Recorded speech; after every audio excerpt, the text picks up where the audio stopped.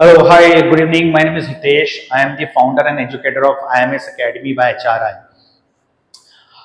Let me tell you about myself. I have done my engineering from GH Raisoni College of Engineering a long time back. I've worked with many corporate companies, MNCs like Wipro, Mphasis, many more other J2 IT global companies.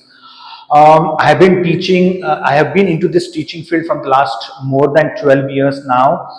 Um, तो मैं आपको आज जो maths में matrices की कुछ super tricks बताने वाला हूँ।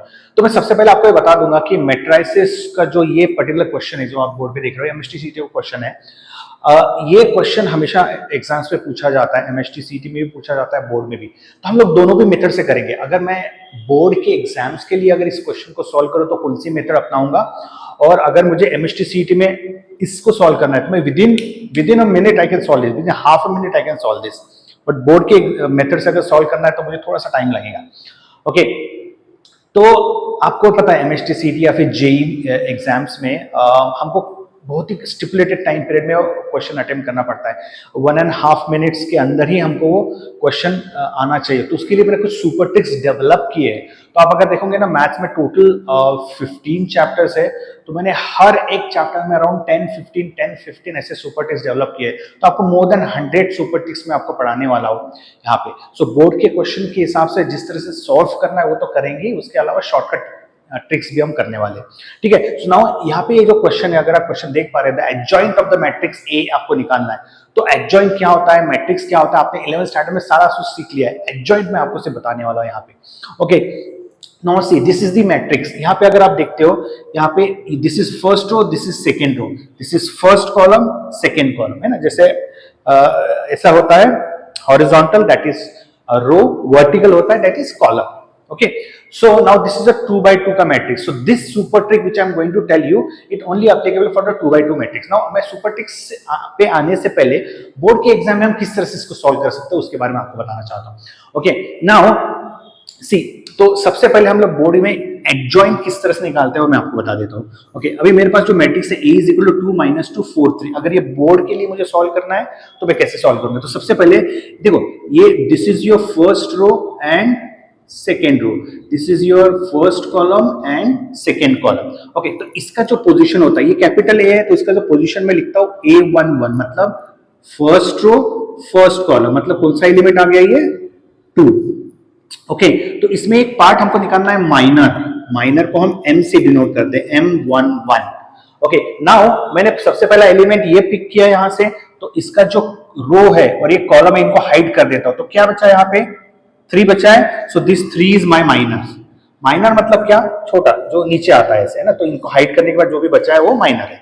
तो that is M11 is equal to 3। Okay, now ये तो मेरा माइनस हो गया, लेकिन मुझे अभी कोफैक्टर्स भी निकालना है। तो कोफैक्टर्स कैसे निकाले जाते हैं, A11। अच्छा, बाय द वे मैं कोफैक्टर का आपका फॉर्मूला बता देता हूं पहले। कोफैक्टर जब हम निकालते हैं कोफैक्टर्स, तो उसका फॉर्मूला होता है A I J is equal to minus 1 to the power I plus J into M I J. ये जो आई और जे होता है, आई मतलब रो होता है और जे मतलब कॉलम होता है। ठीक आहे, तर आता आपल्याला A11 काढायचं आहे। तर A11 साठी मला हाच फॉर्म्युला यूज करायचा आहे इथे। तर मी कसा यूज करणार आहे ह्या फॉर्म्युल्याला, okay, I should have written this little head, but that's okay. A11 मैंने पहला रो और ये पहला कॉलम करना है मुझे। तो मेरा फॉर्मूला क्या है, -1 है, -1 लिख दिया मैंने। उसके बाद आई प्लस जे, आई क्या है मेरा, this is first is i and this second is j, so this is 1 + 1। और ये एम आई जे मतलब क्या है, 1 1। तो इसको कैसे सॉल्व करूंगा मैं, -1 to the power 2 into M11 क्या है हमारा 3। तो यहां से उठा के यहाँ पे 3 दूंगा। आता -1 चा स्क्वेअर काय होतो, इवन नंबर आहे ना वरती, तर -1 चा स्क्वेअर काय होता, +1। सो +1 इंटू 3 काय होणार आहे, 3। तर याचा आन्सर झालं 3। हे कोफॅक्टर्स आले माझे।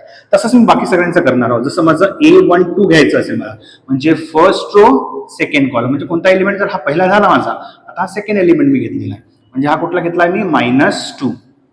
ओके, -2 लिहिलं, नंतर मी इथे काय लिहिणार आहोत, मला याचे मायनस काढायचं आहे, सो M12।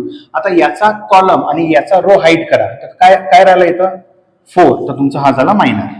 ओके, तसंच आता हे A11 इथे काढलं होतं आपण, इथे A12 आहे म्हणून A12 इथे लिहायचं। Okay, now the next step I am going to use this formula. So now this is A12, so I'll do -1 here and I plus j. My I is 1, j is 2. So that is 1 plus 2 into mij. My mij matlab my m12. So I'll write here my m12 minus 1 to the power 1 plus 2 is 3 आणि m12 काय तुमचं इथे 4. Okay, -1 च्या वरती odd number आहे म्हणजे याचा answer -1 होणार. -1 into 4 is -4. ओके, तसंच अजून करायचं आहे. 4 होणार आहे. 1 2 3 4 चौघे 2 झाले आपले, 2 आणखी करायचे. नंतर मी हे हा वाला घेतो 4. ओके, म्हणजे ए याचं पोझिशन काय, सेकंड रो आहे आणि फर्स्ट कॉलम आहे. सेकंड रो आणि फर्स्ट कॉलम, पहिला रो असतो दुसरा कॉलम असतो. ओके, मग हा एलिमेंट घेतो आपण 4. ओके, आता 4 चा जो हा कॉलम आहे आणि हा रो आहे हाईड करा. काय राहिला इथे -2 राहिला तर मी इथे -2 लिहिणार म्हणजे हा माझा काय झाला मायनर -2 है ना. 4 हा आहे याचा मी रो आणि कॉलम हाईड केला तर राहिला काय -1 -2 लिहिलं. नंतर A21 आहे म्हणून मी इथे 21 लिहिलं. ओके, समजतंय ना. ओके फाईन, A21 लिहिलं. नंतर मी इथं काय लिहितो, हाच फॉर्म्युला यूज करणार आहोत मी.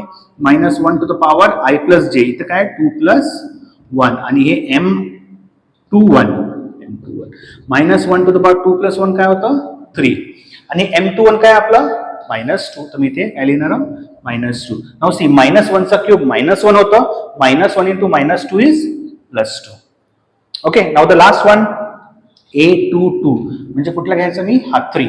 जर मी हा 3 घेतला याचा जर मी कॉलम आणि रो हाईड केला तर काय राहिला माझ्याकडे इथे 2. तर हा माझा झाला M22 म्हणजे हा झाला 2. ओके, हे हा काय झाला माझा मायनर. ओके, आता याचा कोफॅक्टर काढायचा आपण. A22 इज इक्वल टू हाच फॉर्म्युला यूज करायचा आहे. -1 टू द पॉवर 2 प्लस 1 होता, इथे काय 2 आहे म्हणजे 2 प्लस 2 M22. आता -1 टू द पॉवर 2 प्लस 2 काय झाला 4 आणि M22 ची व्हॅल्यू काय आपल्याकडे 2.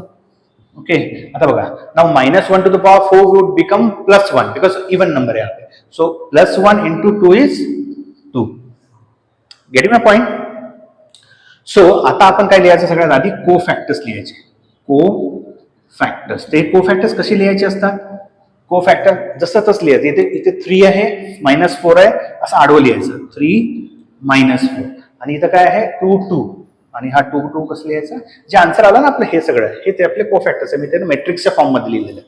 ओके, आता पण मला कोफॅक्टर्स विचारला का नाही, मला विचारला ऍडजॉइंट. तर मी ऍडजॉइंट कसं काढणार आहोत, मी असं लिहिणार आहोत ऍडजॉइंट इज इक्वल टू काय करायचं माहितीये का, ऍडजॉइंट काढताना कोफॅक्टर्स लिहिले मी. कोफॅक्टरचा हा पहिला रो झाला, हा दुसरा रो झाला. आता हा 3 -4 हा रो मध्ये आहे, याला कॉलम लिहा म्हणजे 3 -4 असा आडवा आहे त्याला उभं लिहायचं म्हणजे 3 -4 आणि इथे काय 2 2 तर 2 2 ला असं लिहायचं आपण. 2 2 असे हॉरिझॉन्टल आहे, मी व्हर्टिकल लिहिलंय. ठीक आहे, ऍडजॉइंट. आता बघा याच्यामधला कुठला आन्सर तुम्हाला मिळतंय, बी मिळतंय राईट. तर बी त्याचा आन्सर असणार. हे आपली ट्रेडिशनल मेथड, ही आपली ट्रेडिशनल मेथड. आता मी तुम्हाला शॉर्टकट मेथड सांगतो. शॉर्टकट मेथड मध्ये आपण काय करू शकतो.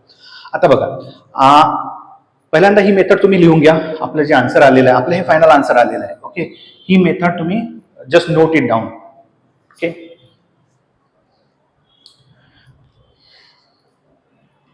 Okay fine. आता हे तुम्ही नोट केलं. आता मी याला रब करतोय. आता मी तुम्हाला एकदम शॉर्टकट मेथड सांगतो. आपल्याला किती वेळ लागला, अंदाजे 5 मिनिटं तरी लागले असतील right. But in the shortcut method, within a second, you get the answer. Within 2 seconds, I would say you will get the answer of this question.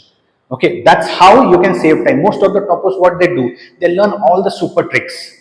Right? सगळे चॅप्टरचे सगळे सुपर ट्रिक्स करतात. म्हणजे समजा जर तुम्हाला 100 प्रश्न असतील, out of just 100 question, if you know 60, 70 or 50% also the super tricks, you save a lot of time, right?